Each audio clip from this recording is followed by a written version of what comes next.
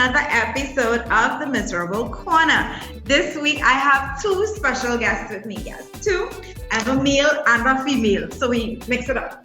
But they all come from the same sport. And we're talking my favorite, my number one love, and Ranil's love as well. Sorry, he couldn't be here. He's watching Manchester play. He's a sad child. We have two basketballers, a former basketball. I can't even say former because he's still killing it, especially in the local scene. And we have an upcoming future WNBA star. Go put it out there for now. Put it out into the universe. I want you guys to join me as I welcome Lady Afrika, because that's what I call her now. And the man himself, Adrian Joseph. Welcome to the corner, guys. Thank you. Thanks for having us. Ms. Lewis, you're looking good, girl. How are you? I'm good, and you? I am wonderful, darling. I'm wonderful. Adrian, how are you this afternoon? Busy? I'm doing great. And yourself? I get 3 points today now, so you'll feel a little special. Yeah, I see your Chelsea team. Always. So, I'm rocking my little friend, Urban also. But let's not talk about me, because we're here first to talk about Miss Lovely Afrika Lewis. Upcoming, gifted, as you say, talented, and deserving of a chance. Mm-hmm. Talk to me, Adrian, because I know you coach and you do one-on-one with young Afrika. We'll get to her shortly, but tell the people who don't know who Afrika is and why she's so important to basketball right now. All right, well, as you already know that there's a lack in basketball, female basketball in Trinidad and Tobago. And we're trying to push that. I am trying to do it with my club. I mean, we lack a lot of female players, but Afrika, as well as her sister, comes out. They give their effort, and they play with their boys, so they probably would have an edge on the girls when they do start playing against girls. They are hard workers. Well, Afrika, to be exact, is a hard worker. She's always willing to learn. She's always, as you see, always smiling. Yeah. Like a sponge, always trying to absorb all the information that you may pass on to her. And I mean, you can't ask for more from a player, somebody that wants to work hard, willing to do what it takes to get to that next level. So, I mean, the sky's the limit for her in terms of when she reaches outside there. And like you said the words, WNBA is the goal. So, with hard work, let's see how far it goes. So, when the scholarship came through for Afrika to go, how was that process? I mean, for you as a coach and Afrika, you could also come in afterwards and let me know how that was for you guys, finding out that information and putting that together. Okay, well, I have some international links as well as some local coaches links, and I would have been reaching out to them for teaching to our players. And they would have came to the gym a few times, but due to the COVID now, a lot of things were restricted. So one of those to mention is one of the guys, his name is Albert Lee.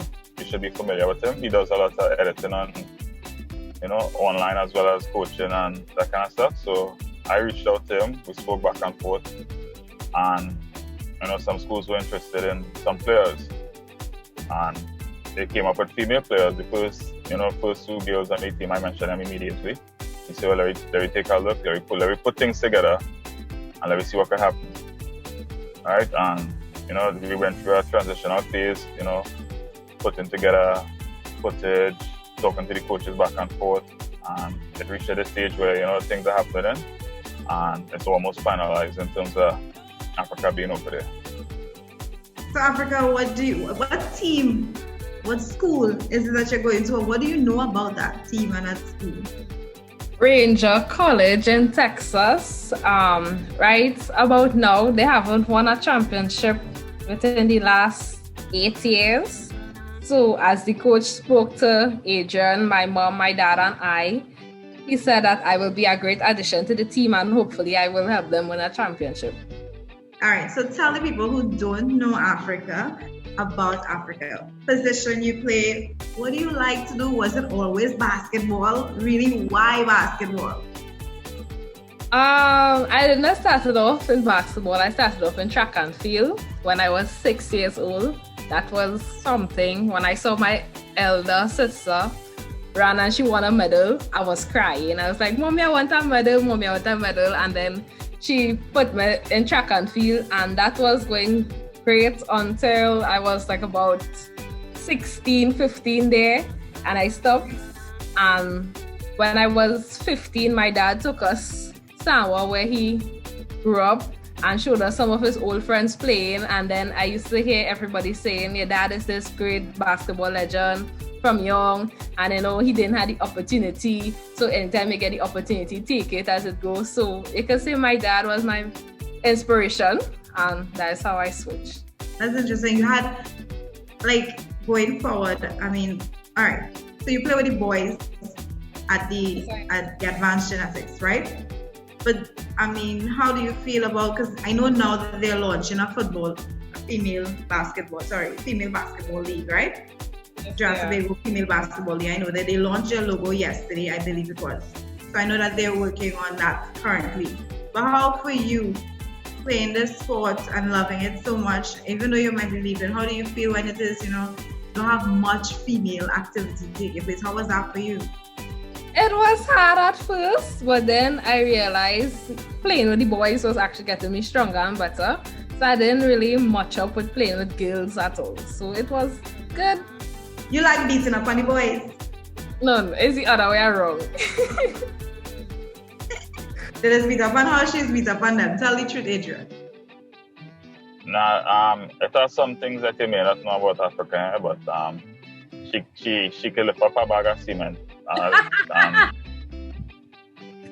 I think you need to see that. So. You need to see it to believe it. All right, I don't know why. Yeah, so she's very strong. So I think she enjoy playing with the boys because sometimes she does manhandle some of them. So. Yeah. Okay, so I know that recently when I last spoke with you guys, I spoke with your, I think it was your mom.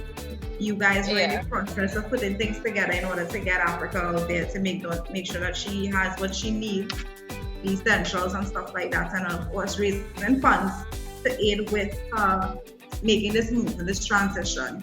How have things been going concerning that? I think we have been fortunate in terms of accomplishing most necessities thus far. We had a lot of help from different backgrounds, different people from all different avenues. So I think people have been very supportive towards Afrika. And we are grateful for the opportunity to move forward with this and, till the end, until she's not here with us no more physically. But in a nutshell, everything has been productive. Afrika, you ready to pave the way? Yes, I am. You're excited? Nervous? Both.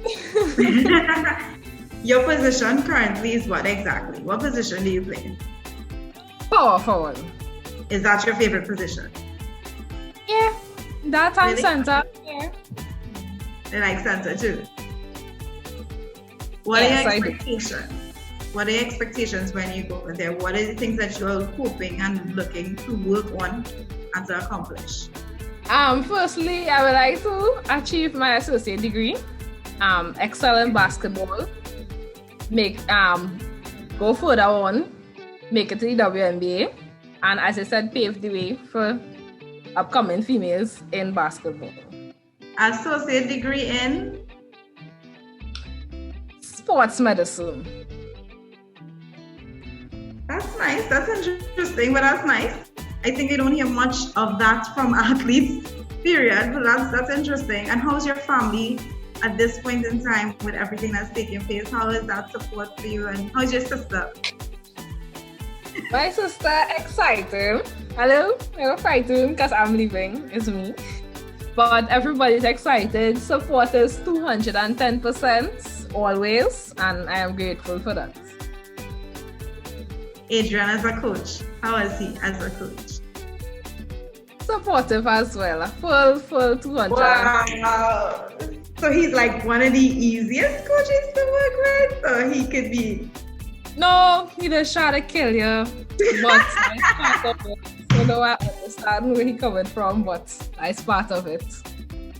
But what is the one lesson that you think you've learned from him that you will always take with you? Hard work always pays off, and trust the process. Nice. Trust the process. Before you leave us, Africa. Is there anything you want to say about your journey or to other young ladies that are aspiring or looking on and just thinking, let's barely have basketball going on, we go wait and see what's going on with this league, blah, blah, blah. Which, anything you want to say to them to encourage them? What I have to say is that if you like the sport and you want to do it because it doesn't have a lot of females playing it, only because people keep saying girls don't play basketball and girls don't play that, girls is only for volleyball and netball, but it is not so, because if you watch the leagues right now, girls are excelling and it have some of the women that play better than the men by far. So if you want to do it, pursue your dreams, and parents support your children. Where you was when I was younger, girl, because I love basketball, but because I'm 5'4", I turned to cricket. Oh, shucks. I walked away. I mean, Charles Barkley was short, but I'm too short. I really want to see that, you know. But as you go, I want to say that, you know, we are rooting for you. We're excited for you. And Adrian adds to that excitement the way he talks about you. And just know that, you know, we will always be here to hear you out if you need us or anything like that. And you have an entire country, because we will be so excited. And of course, thank you very much. Playing for any other team but the LA team. That's what I say. All right. I'm both these. All right. Before I go, 2 things. Any local heroes you have in basketball? Adrian. Yes, Adrian.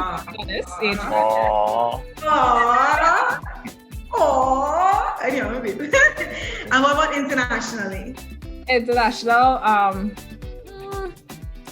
Milwaukee Bucks, Giannis Antetokounmpo, and Elizabeth Cambage. All right, Antetokounmpo. I know about Elizabeth. I mean Elizabeth, you, but that's okay. That's what I want works for you. Thank you so much for giving me some of your time, Africa. I know your mommy never tried to keep you well guarded and stuff, and that's all for that. Thank you very much, Roxie. Aww, she's so cute. Adrian, you sure she was being around you? Okay. The miserable team is rooting for you, and we will be keeping in touch with you, okay? Thank you. Enjoy your day. Okay, baby. Bye. Bye. Okay. All right, Africa.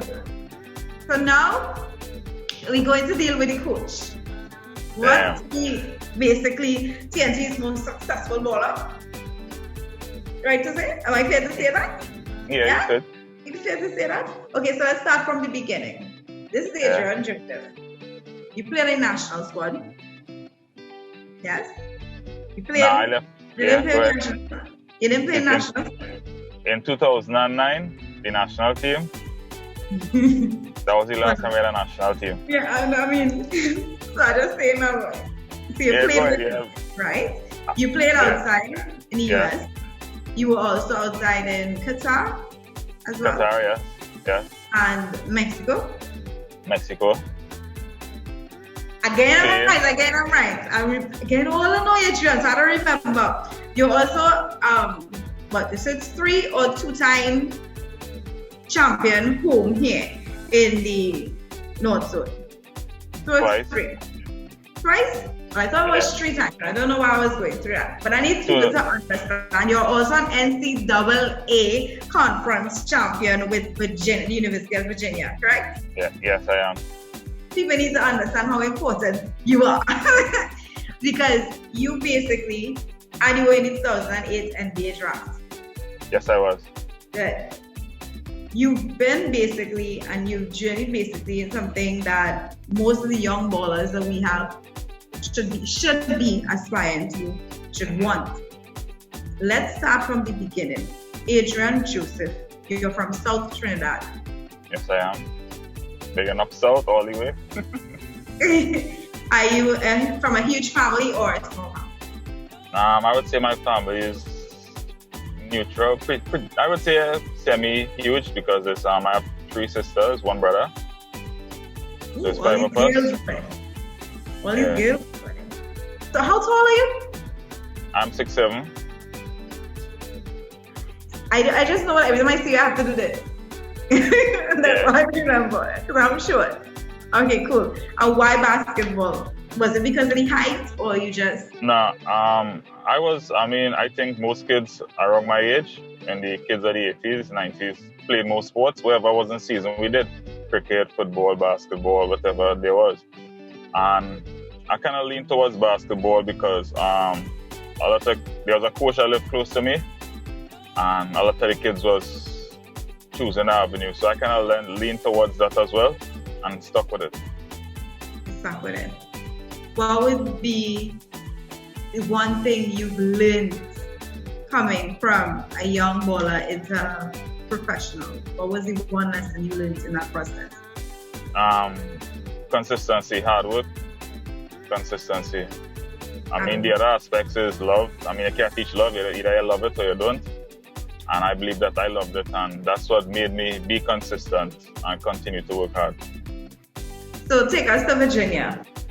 How and when did that happen for you? How was that for you? It was a great feeling. I mean, I played high school over there. I went to 4 years of high school as well. And my senior year in high school, I went to Brewster Academy in New Hampshire. I was ranked the number 1 player in the state in New Hampshire.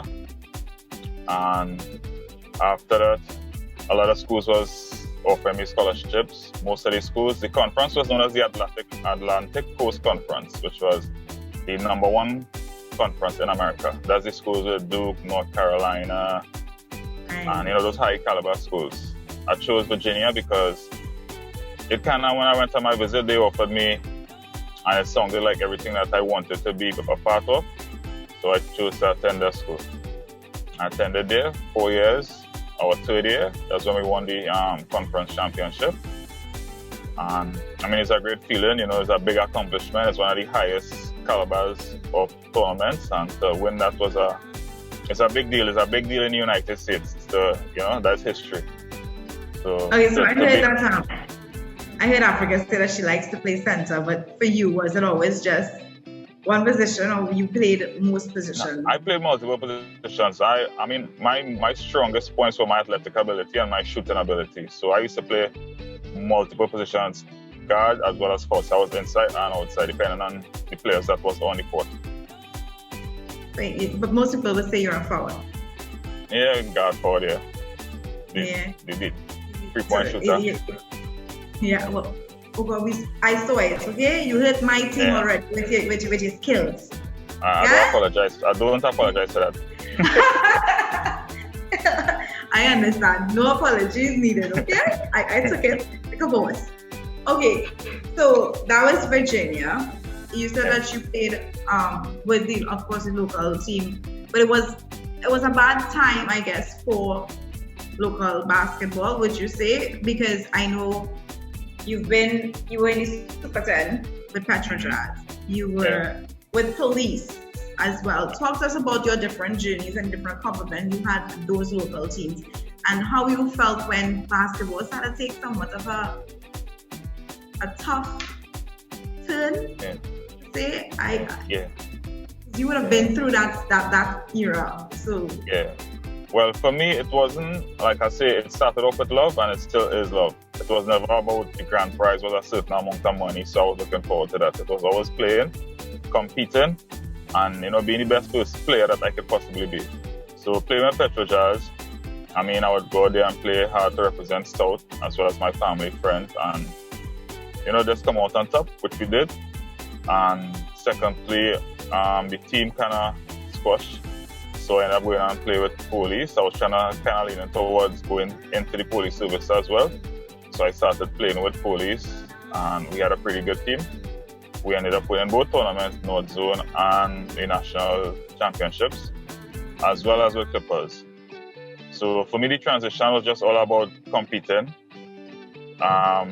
doing as best as I could as an individual player, and in return helping the team come out on top, I was successful in all different tournaments, as well as the Hooper Life tournament represented my community, Laramie. Yeah. So pretty much had success in all teams that I played with. But what would you say happened then? Because at one point local basketball was a thing, and now it's not like that time before. and you like let's go back a little bit. So say the last time, as you said, the last time they had a national team. Talk to me and talk us through how that went down. Like the last time that you remember a team being put together. I remember the last time. Yeah, I just came back from Spain in 2009 when they had the national team. Now I didn't travel with that team because I already signed contract to go back out. I think the meeting is about to end. No, it's like go ahead. You just go ahead. Okay. I came back to Trinidad in 2009, and that's when they was assembling the national team. I already signed contract to go back and play in Spain, so I didn't travel with the team that year. And I think that was one of the best teams. According to Mr. Albert Lee, I was the only key player missing on that team that they think could take them over the edge. But after that, we didn't have a national team for whatever reason. Until now, we still don't. And basketball to me, it has been spinning like a top in mud. I don't know what may cause it, what administrative issues that they may be having, or what. I'm on the outside looking in. So we need to do something, and I don't know what it is, but I'm trying to do my best on my end from my club. I mean, COVID has restricted us now, but we're trying to do as much as we could, but I'm going to do my best on my end. But like I say, from an administrative point of view, I think they are responsible for basketball and where it needs to go, and that's just it.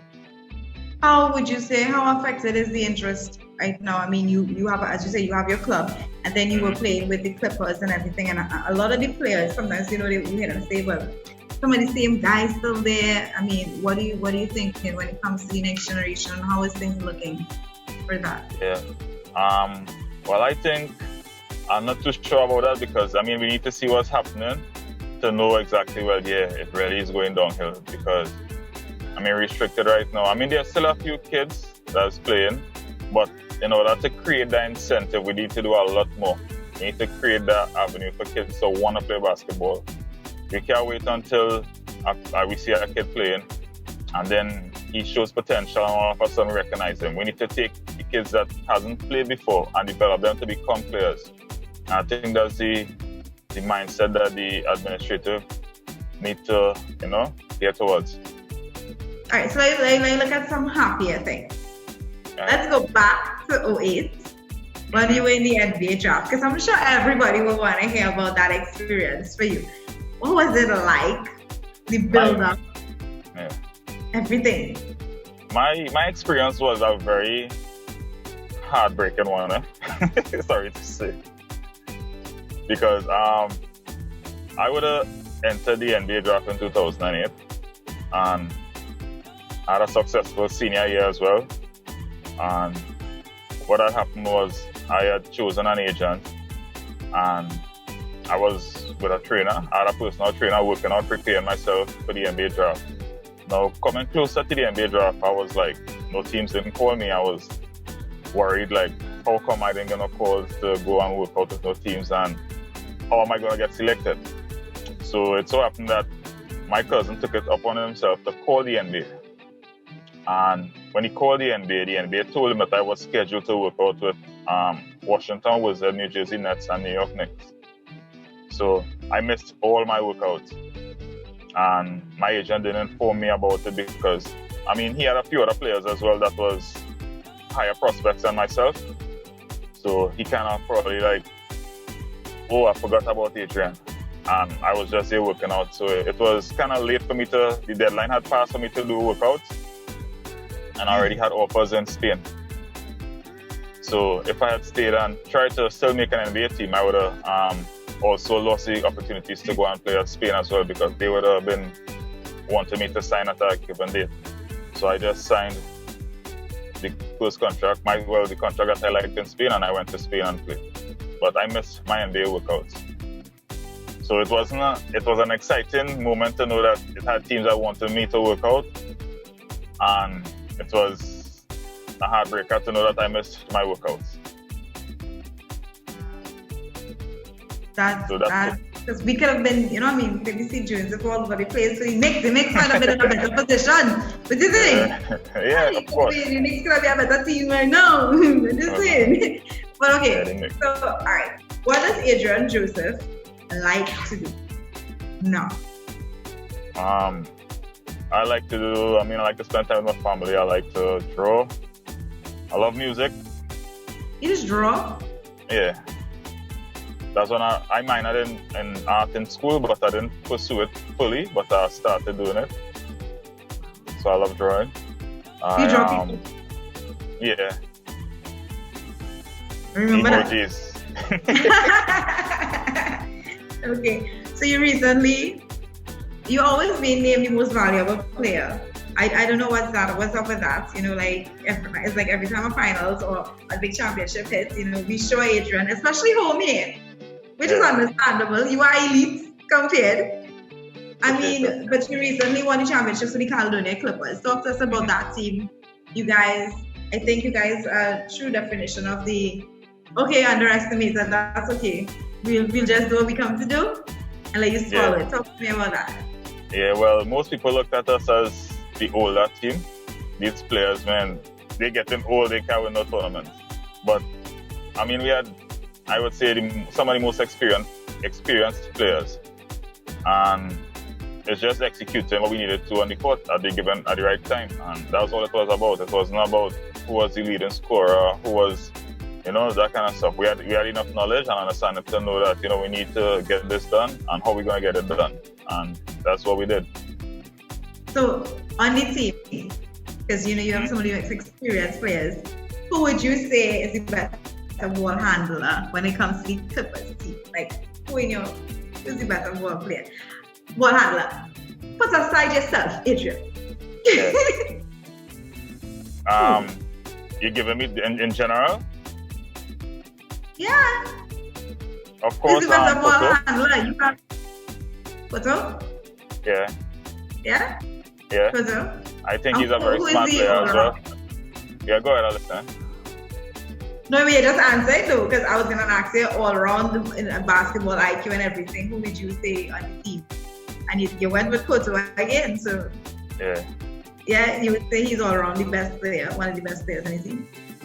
Yeah, because I mean he has a nice IQ for the game and understanding. He knows his strengths, he knows his weaknesses. And a lot of players do things that, you know, I mean, you're working on your post game all day, then you go in a game and shoot a 3-point shot, you know, things you don't work on. So I think he has the understanding of his strengths and his weaknesses, and that makes him a lot more effective. COVID obviously has happened a lot of things this season as well. But are you still looking forward for next season with the Clippers team? Is that something we can safely say that Adrian is going to be suiting up with the Clippers again the upcoming season, once there is an upcoming season? Not soon. Just straight out into them, not soon. I don't know what they have in store for basketball in Trinidad in the future. I had a good time at Clippers. I don't know what is in store for Clippers as well. So I haven't made any decision in terms of what I will be doing as a player when that time comes. So what I did enjoy myself with Clippers, I'm not saying I'm leaving Clippers, but I'm leaving that option. You're not sure what is happening. Yeah. Oh yeah. And by the way, to add to that list with Koto, I would also put Akko is a nice player as well too. Akko Pascal. Yeah. Right? I got to see him. So yeah.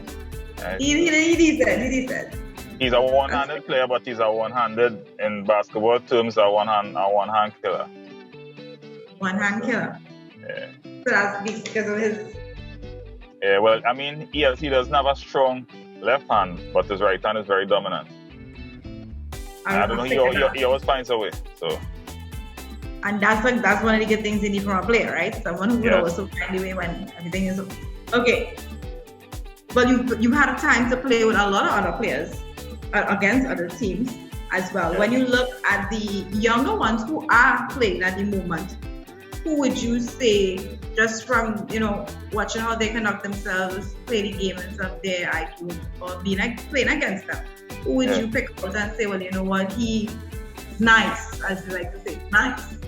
To be honest, there's a lot of players that I see, because I tend to look at players with their upside. I mean, given the fact that we don't have training sessions twice a day, 6 days a week, I tend to see a lot of players with athletic ability, jumping ability, the form on the shot. If they just get somebody to work with them on a consistent basis, they could be really good players. And there's a lot of players that do that I've noticed, but we don't have the, fortunate enough to have those kind of sessions. However, I did see a few players that Quinn has as well. I mean, he's doing a good job.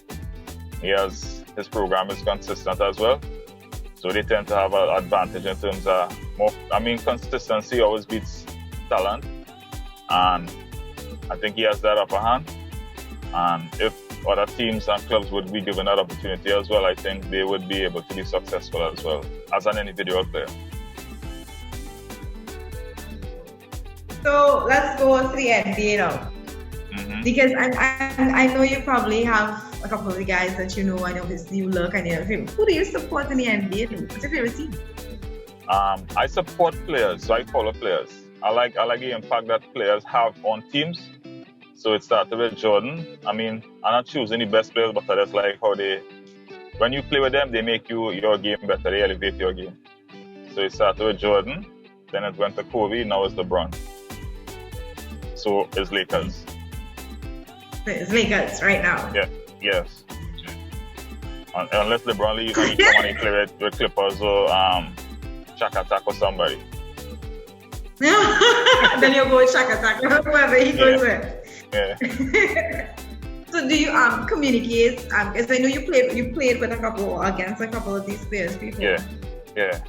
Who was some of the players you say you played against, and how was that experience? Most of them I played against LeBron, Kevin Durant, Chris Paul, most of them JJ Redick. There was a camp called ABCD All American Camp where they choose the top 100 players in America, and I was part of the 100. So we were all in the same camp.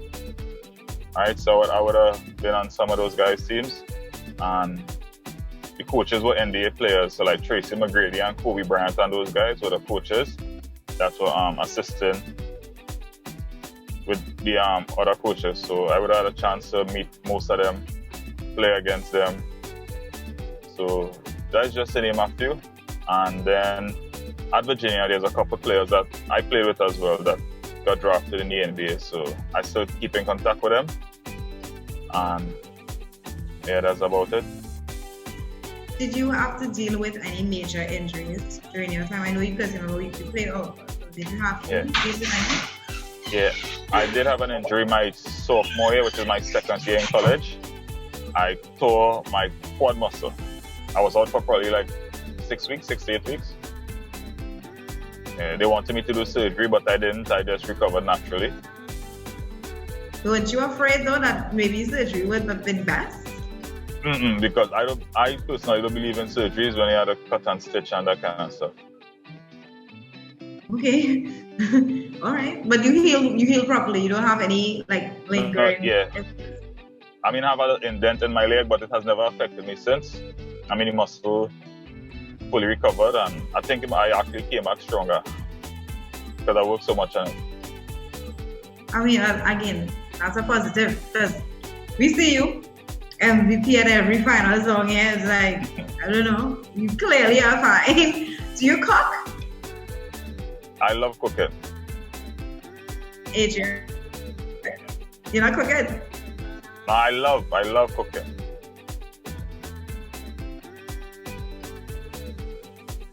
You love it, or you? Yeah, I love it.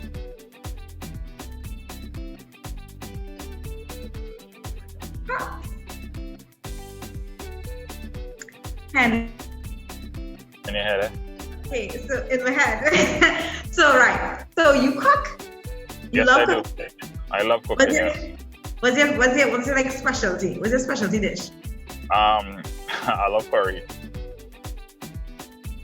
I don't have a specialty dish, but I love cooking in general, especially meats, different kind of meats, stew, curries, bake, jerk, wherever it may be.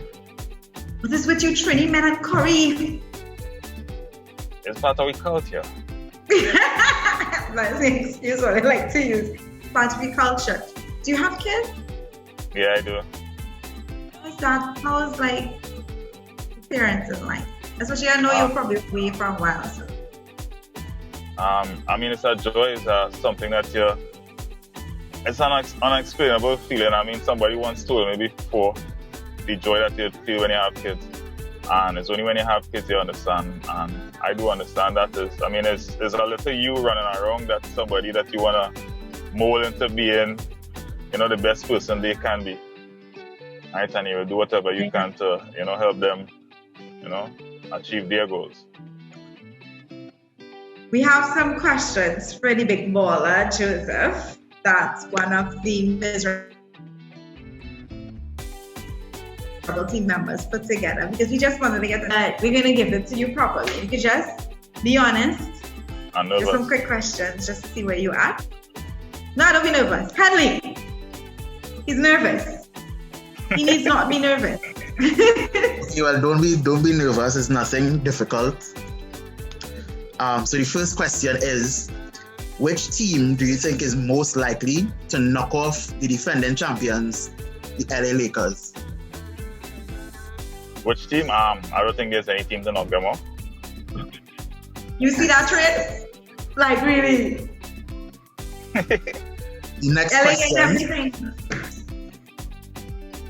The next question is, have you been keeping up with the NBA trade news? Which team has pulled off the best signing so far?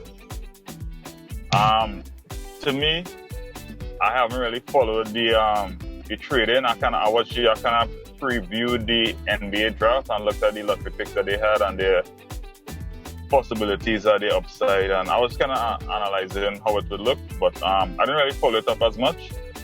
So I wouldn't be able to give you an answer as to Let me help you, my friend. Because he wants to laugh at me right now. LA. Next question. LA. Lakers.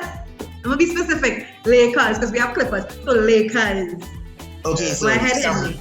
Some rapid fire questions now. Say answer quickly, just off the top. Right. Greater dynasty. Lakers or Celtics? Lakers. LeBron or Kawhi? LeBron. Best ball handler in the NBA right now? Kyrie Irving. Most clutch player in the NBA right now? Or at the moment, well, same thing, yeah. LeBron. Game 7 of the NBA Finals. Your team is down by 2 points with 2 seconds left. Who is taking the catch and shoot 3 to try and win the championship? Curry. Steph Curry, Klay Thompson, or Ray Allen? He already answered. He said Curry. Which of these players is most likely to win an NBA championship with their current team? Giannis, Luka, Damian Lillard, or Jason Tatum? Possibly Jason Tatum. Okay, that's the end of the questions there. Why Jason Tatum? Because Jason was Celtics, right? Yeah. Right, I think the Celtics have a good upcoming team. They have a young players, and I think they have a nice defensive squad too. So defense win games, and I believe when it comes down to it, they play good defense, and they're young still. So. Adrian, I know that you started your academy, and I know that you love basketball. And whether or not you go back with Clippers or whatever the case, what's your next journey like? What is the next chapter? Because I think you still have 2 or 3 more years to give us. You think so too? If the competition is right, I want to play against the best. So if it's weak, it make no sense jumping out to give somebody else a chance. That's so nice of you. What would you like to see in the near future? I mean, we know we're dealing with COVID, but what are the things that you would like to see when it comes to local basketball, female, male, on the whole? I want to see them tackle it from a primary school level, implement it as much as they could from the primary school. So at least at the secondary school, they're already aware and more prepared and a little more advanced than we would be as a secondary school student. So by secondary school, we can play at an elite level. So basically tackling the grassroots to be able to understand the game. And I mean, just be up to par with the rest of the world.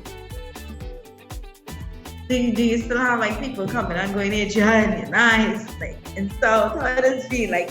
Yeah. I mean, it's something I get used to after a while, and I mean, it becomes normal. So. Becomes normal. Yeah. It's like a normal day, just easy. Cool. Yeah, normal, everything all right. You good? Yeah, all right. Enjoy it, all right? Yeah. Okay, well, Adrian, we want to thank you for taking some time out and introducing Africa to our family, to our followers, and giving them a little more insight on who you are as a person. You're a dad that draws. Ooh, who are you listening to right now? Because I think like nothing. Music is Nah, I turned on the music when I was here earlier. You're funny too. Henley, he's a comedian. Oh, but you know what I mean though? What is your favorite genre to listen to on the go? I listen everything. Depending on the moment and the mood. But I listen all music. Literally all types of music. Really? So you don't have a favorite singer album? No. So if I say Tupac and Biggie? Yeah, I listen to them too. But so you don't have a choice? Oh yeah, so between both of them? Yeah. Nah, they both got good songs. Wow. Yeah. Really? Yeah. Beyonce, Rihanna? Both. Beyonce phasing out and Rihanna is a younger one, so she kinda in she moments right now. Man phase out the beehive, yes. You know how a woman finds difference, You be yourself. Marshall or Bungie? Well, I would choose Marshall. Yeah, Marshall, man. Yeah. Yeah, I figured. Adrian Joseph. I'm not sure if next season the Miserable team will get to cover a game and say Adrian has done it again, another MVP and a title. Wow, will he ever stop? But I am sure of one thing, you're not leaving basketball anytime soon, whether or not it's with your team and your club. I'm looking forward to see the youth that are coming through your club, and I'm looking forward to see you continue to share and help inspire with the knowledge that you have. I think it's vital. I don't know why you're not part of the NBFTTS yet, because you're going to be very useful going forward, and we hope that they take that step, that they be wise, Yeah. But now we want you to know that we appreciate you, and we must highlight you, and we must let people know that when it comes to success stories in basketball locally, you have set the bar high, and we hope that we can soon see someone match and even surpass it. Right. That's what we want, because we want to see this we want basketball to go. We love the NBA, so we want to love local basketball again too, the same way. Of course. We have the talent. We have the talent. Yeah, we do. Definitely do. Thanks for taking some time out. Maybe when COVID is over, we can get to come down and watch you and at your little club. Train, yeah, come down. Yeah, sure, come down south. Yeah, no problem. Woo, south road trip, guys, road trip. And Lee and I, we're not from south side, but it's a road trip. We will get some drinks. We will pack up. We will come down here. All right. Yeah. All right. Thank you so much. Oh, as you go, you have to say you had fun in the Miserable Corner with the Miserable Journalist team. Okay. I had fun in the Miserable Corner with the Miserable Journalist team. All right. Thank you for having me. Oh, thank you so much for coming through. All right. I appreciate it.